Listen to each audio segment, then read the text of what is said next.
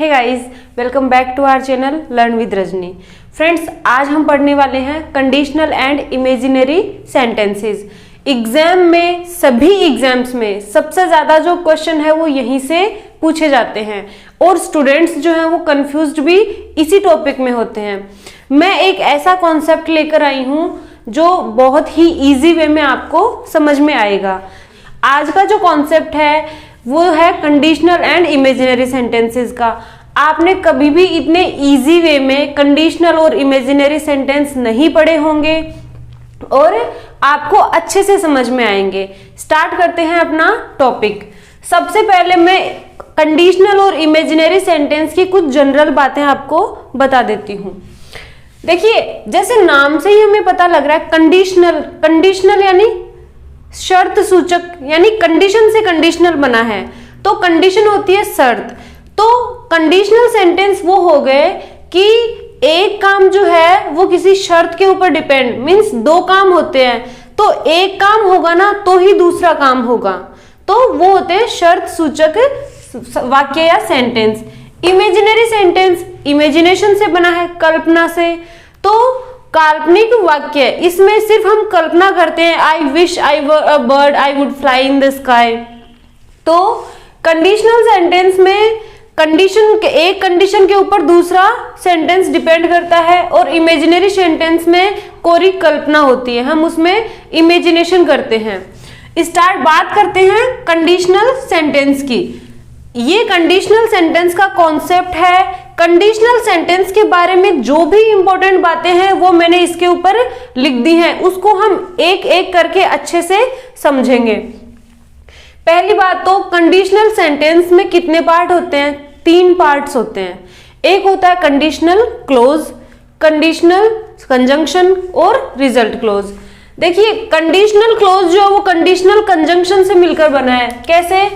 Conditional conjunction, conditional close, ये दोनों मिलेंगे, फिर कोमा, फिर रिजल्ट क्लोज।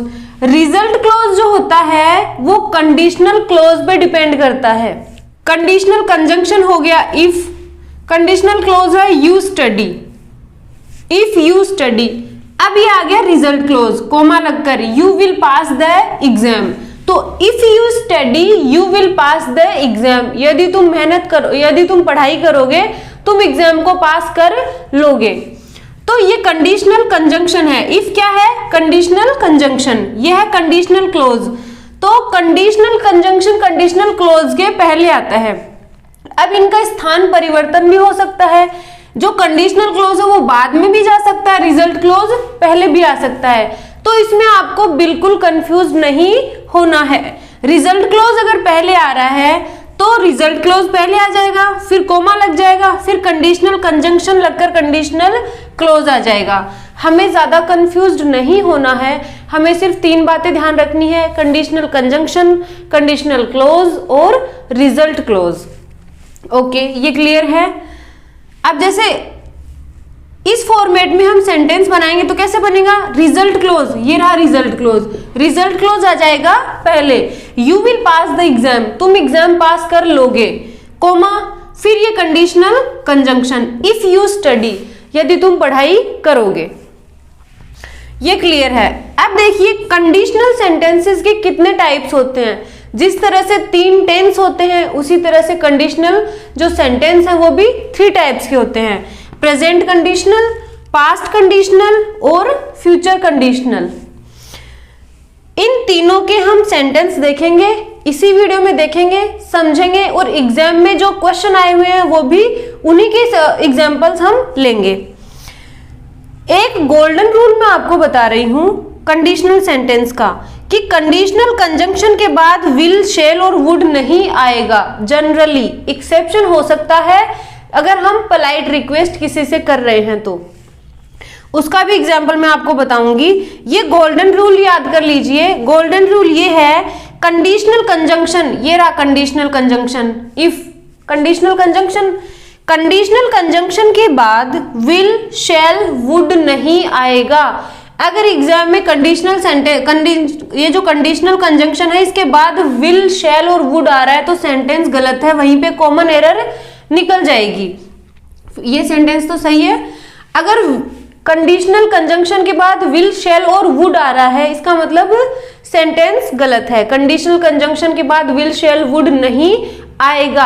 अपवाद हो सकता है अगर हम किसी से पोलाइट रिक्वेस्ट कर रहे हैं तो।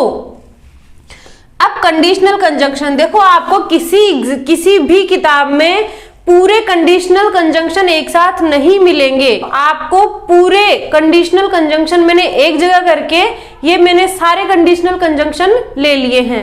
Conditional conjunction if, as if, even if, यदि, यदि तो, अनटिल और अनलिस।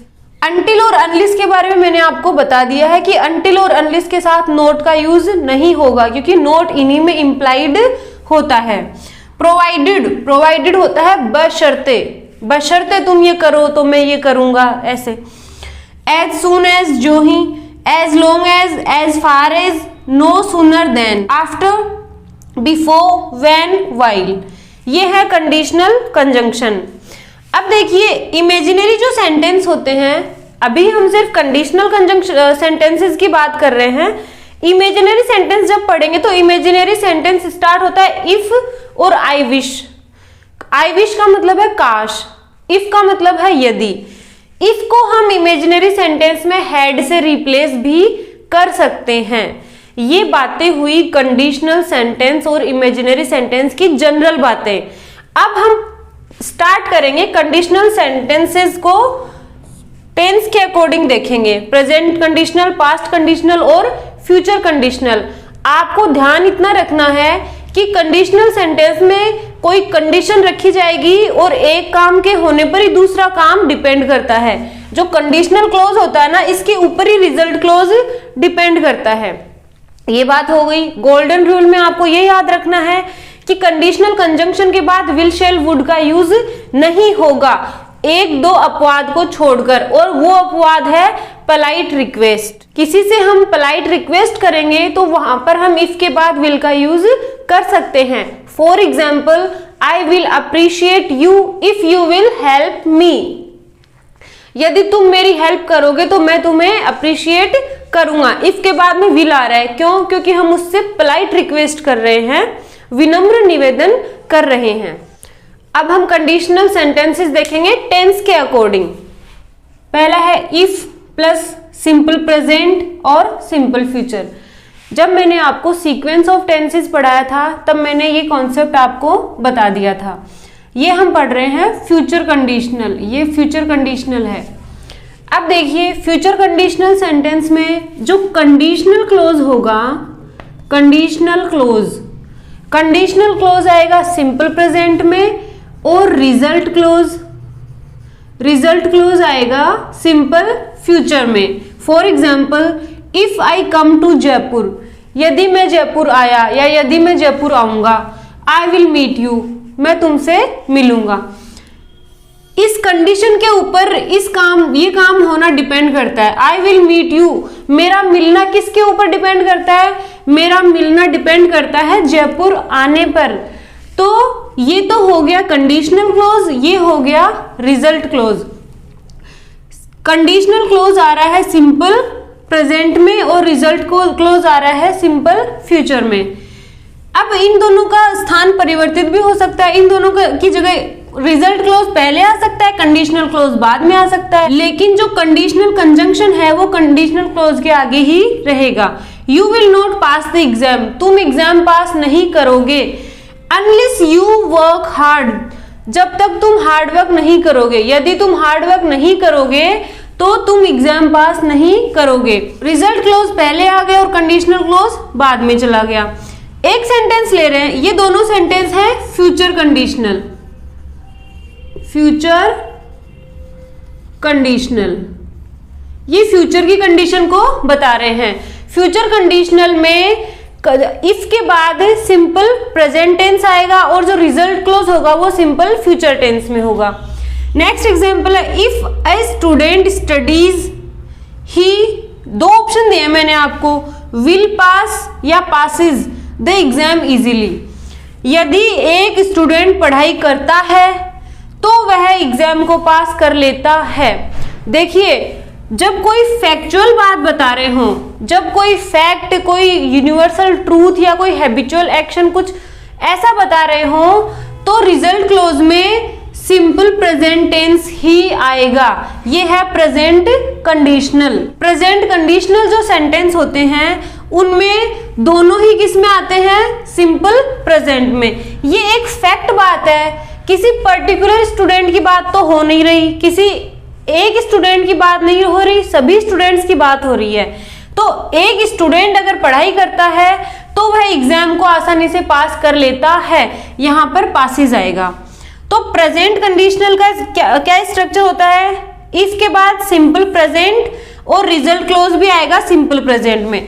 कंडीशनल क्लोज और रिजल्ट क्लोज दोनों सिंपल प्रेजेंट में आ सकते हैं। नेक्स्ट है कंडीशनल क्लोज प्रेजेंट कॉन्टिन्यूअस में आएगा, तो रिजल्ट क्लोज में मॉडल आ सकता है।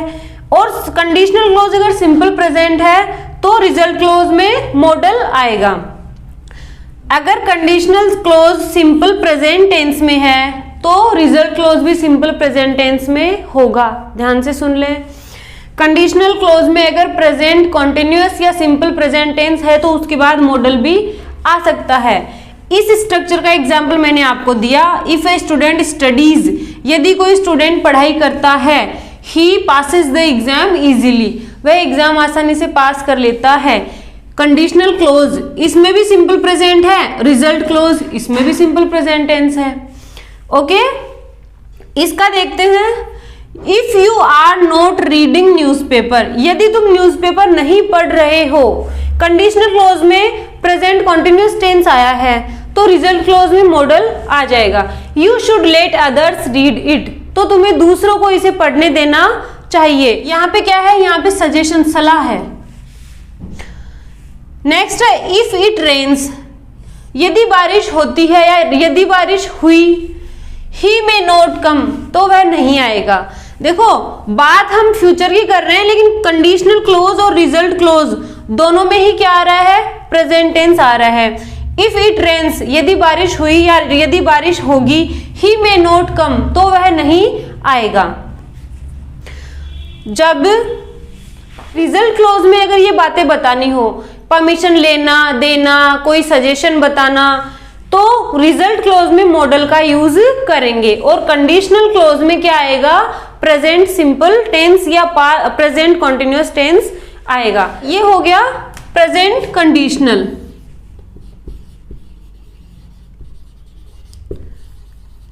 Present conditional. अब बात करते हैं पास्ट कंडीशनल की। पास्ट कंडीशनल सेंटेंस में ऐसी बात बताते हैं पास्ट की कि यदि शर्त लागू हो जाती तो वो एक्शन भी हो जाता। जो एक्शन हम बताते हैं वो एक्शन रियली में नहीं होता। For example, if you studied you would पास, यदि तुम पढ़ाई करते तो तुम पास हो जाते। तो पास होना किसके ऊपर डिपेंड था?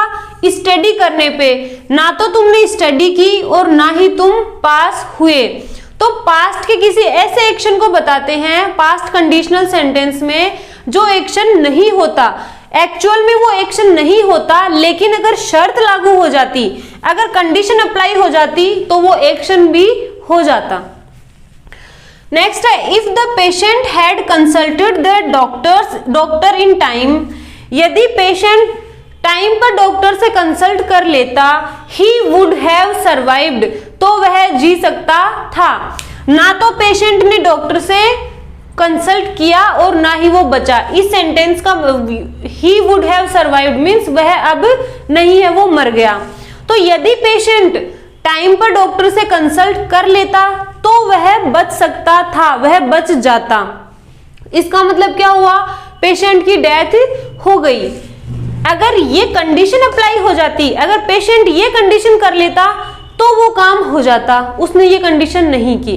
पास्ट कंडीशनल सेंटेंस में ऐसे सेंटेंस को बताते हैं कि एक्चुअल में वो काम नहीं होता, लेकिन अगर शर्त वाला काम हम करते तो वो काम हो जाता। इसका स्ट्रक्चर है कि इफ के बाद सिंपल पास्ट, अगर सिंपल पास्ट है इफ के बाद तो वुड प्लस वर्ब फर्स्ट, बहुत सारे क्वेश्चंस पूछे जाते हैं, वुड और वुड हैव में ही कंफ्यूज्ड हो जाते हो। ध्यान से देख लीजिए, सिंपल पास्ट है, अगर कंडीशनल क्लोज अगर सिंपल पास्ट में है तो रिजल्ट क्लोज में वुड प्लस वर्ब फर्स्ट आएगी। कंडीशनल क्लोज अगर पास्ट परफेक्ट में है तो रिजल्ट क्लोज में would have plus verb third आएगी। बहुत सारे क्वेश्चंस पूछे जाते हैं इस कॉन्सेप्ट में से, वुड और वुड हैव में से। अब देखिए आप कहोगे कि वुड और वुड हैव में क्या डिफरेंस है, तो if you had studied you would have passed, मतलब एक ही है, स्ट्रक्चर अलग है। बस हमें सिर्फ ये ध्यान रखना है कि यहाँ पे सिंपल पास्ट है तो यहाँ पे वुड प्लस वर्ब फर्स्ट आएगी, यहाँ पे पास्ट परफेक्ट है तो यहाँ पे would plus have plus verb third आएगी।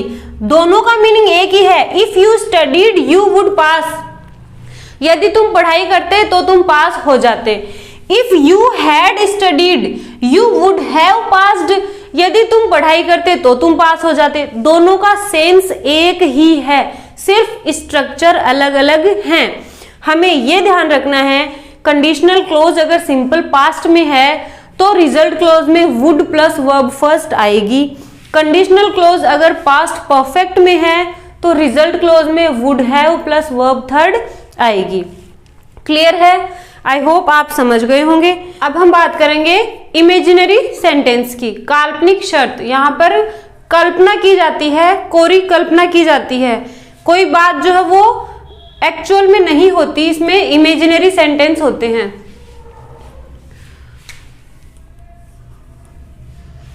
आप मेरे बैकग्राउंड में जो आवाज सुन रहे हैं उससे कंफ्यूज ना हो।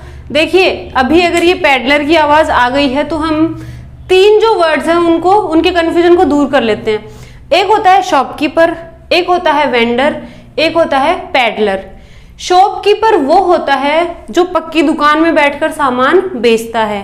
वेंडर वो होता है जो सड़क के किनारे, रोड के किनारे ठेला लगाकर कोई सामान बेचता है। और अभी ये जो आवाज आपने सुनी है वो है पैडलर की। पैडलर वो होता है जो गलियों में घूम घूम कर सामान बेचता है। आई होप आपको इन तीन वर्ड्स में जो कंफ्यूजन थी वो दूर हो गई होगी।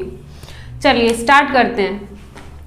इमेजिनरी सेंटेंस, इमेजिनरी सेंटेंस में इफ या फिर आई विश या ही विशेस। अब देखिए, if I were a bird I would fly in the sky, यदि मैं पक्षी हूं तो मैं आकाश में उड़ जाऊं, या यदि मैं पक्षी होती तो आकाश में उड़ जाती। इफ ही वर यू, आप सोचोगे ही के साथ तो वॉज का यूज होता है, वर क्यों लगाया, मतलब सेंटेंस गलत है। नहीं, इमेजिनरी सेंटेंस में सब्जेक्ट चाहे कैसा भी हो उसके बाद में आएगा वर। कंडीशनल क्लोज में सब्जेक्ट चाहे कैसा भी हो, आई हो, I, you, we, he, she, it, सभी सब्जेक्ट के साथ वर का यूज होगा। रिजल्ट क्लोज में वुड आएगा। तो if I were a bird I would fly in the sky, ये मेरी इमेजिनेशन है कि यदि मैं पक्षी होती तो आकाश में उड़ जाती। इफ ही वर यू, यदि वो तुम्हारी जगह होता, he would not do it, तो वह ऐसा नहीं करता। इफ की जगह आप आई विश का यूज भी कर सकते हैं। I wish I were A bird, काश में एक पक्षी होती। आई विश का यूज होते ही सेंस आ गया काश का, इफ का यूज होते ही सेंस आ गया यदि का। तो आई विश का यूज भी कर सकते हो। आई विश मीन्स काश में पक्षी होती तो आकाश में उड़ जाती। एक देखिए, एक मैं बताती हूं आपको इन्वर्जन, जैसे if I had seen you I would have stopped my car. एक सेंटेंस है, if I had seen you I would have stopped my car, यदि मैं तुम्हें देख लेता मैं अपनी कार रोक लेता। ना तो मैंने तुम्हें देखा ना मैंने अपनी कार रोकी। इधर पास्ट परफेक्ट है तो उधर would plus have plus verb third है। इधर अगर सिंपल पास्ट होता तो क्या होता, वुड प्लस वर्ब फर्स्ट होता। ओके, अब देखिए, इसकी जगह हम हैड का यूज भी कर सकते हैं, और हैड का यूज अगर करेंगे तो हैड आएगा पहले। Had I seen you, I would have stopped my car. यदि मैं तुम्हें देख लेता तो मैं अपनी कार रोक लेता। दोनों सेंटेंस दोनों दिखने में अलग है, लेकिन दोनों का मतलब एक ही है। हम इसको हैड से रिप्लेस भी कर सकते हैं। इसकी जगह हैड आ सकता है, लेकिन क्या होगा, अगर हैड आएगा तो इन्वर्जन हो जाएगा। इन्वर्जन मीन्स पहले आ जाएगा, हैड पहले आ जाएगा और सब्जेक्ट बाद में चला जाएगा। ये आज हमने पढ़े कंडीशनल और इमेजिनरी सेंटेंस। आई होप आपको कंडीशनल और इमेजिनरी सेंटेंस अच्छे से समझ में आ गए होंगे। अगर कोई कंफ्यूजन है, अभी भी कोई क्वेरी है, तो आप मुझे कमेंट करके पूछ सकते हैं। तो कंडीशनल और इमेजिनरी सेंटेंस की एक्सरसाइज करिए। मैंने जो कॉन्सेप्ट आपको बताया है वो आपको अच्छे से समझ लेना है और उसी के आधार पे आपको क्वेश्चन सॉल्व करने हैं। आज के लिए इतना ही, मिलते हैं नेक्स्ट वीडियो में एक नेक्स्ट टॉपिक के साथ। तब तक के लिए बाय बाय, थैंक यू।